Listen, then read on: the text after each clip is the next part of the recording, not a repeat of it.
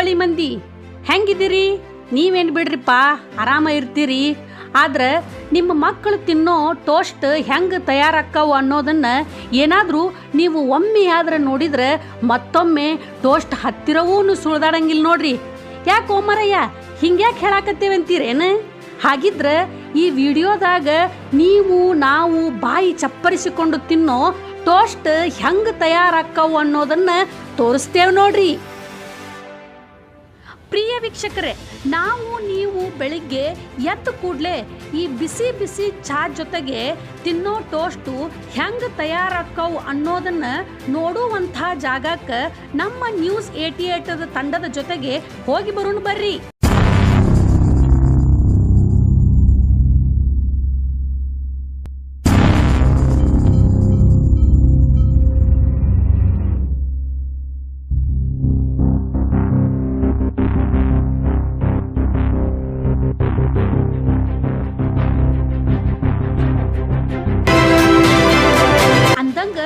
ನಾವು ನಮ್ಮ ತಂಡ ಬಾಯಿ ಚಪ್ಪರಿಸಿಕೊಂಡು ತಿನ್ನೋ ಟೋಸ್ಟ್ ಫ್ಯಾಕ್ಟ್ರಿ ಹೆಂಗ್ ಐತಿ ಅಂತ ನೋಡಾಕ ಒಳಗೆ ಹೋದಾಗ ಅಲ್ಲಿನ ಪರಿಸ್ಥಿತಿ ನೋಡಿದ್ರೆ ಛೇ ಛೇ ಛೇ ಛೇ ಹೇಳಕ್ಕಾಗಂಗಿಲ್ರಿ. ಅದನ್ನ ಒಂದು ಸಲ ಕಣ್ಣಿಂದ ನೋಡಿ ಬಿಡೋಣ ಬರ್ರಿ.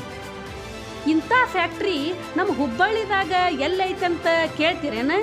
ತೋರಿಸ್ತೇವೆ ನೋಡ್ರಿ. ಇದು ಇಲ್ಲೇ ನಮ್ಮ SM ಕೃಷ್ಣ ನಗರದ ಅಲ್ತಾಫ್ ಪ್ಲಾಟ್ ನೋಡಿರಲ್ಲ, ಅಲ್ಲೇ ಬಾಜುಕ ಸನಾ ಬೇಕ್ರಿ ಅಂತ ಐತ್ ನೋಡ್ರಿ.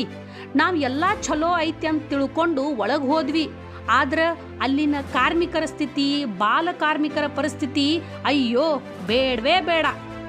ನಾವು ಈ ಬೇಕ್ರಿ ಒಳಗೆ ಹೋಗಿ ನೋಡಿದಾಗ ಹಿಂಗ ಪಾಯ್ಕಾನಿ ಬಾಜುಕಿನ ರುಚಿ ರುಚಿಯಾದ ಟೋಸ್ಟ್ ತಯಾರಾಗ್ತಾವಂತ. ಆಮೇಲೆ ಬಕೀಟ್ನ್ಯಾಗ ನೀರು ನೋಡಿ ಇವೇನೋ ಮಾರಯ್ಯ ಗಟರ್ ನೀರು ಇಲ್ಯಾಕೆ ಇಟ್ಟಿರಿ ಅಂತ ಕೇಳಿದ್ರೆ ಅವು ಟೋಸ್ಟ್ ಮಾಡಾಕ್ ಬಳಸೋ ನೀರ್ರಿ ಅನ್ನೋದು ಗೊತ್ತಾತ್ ನೋಡ್ರಿಪ್ಪ.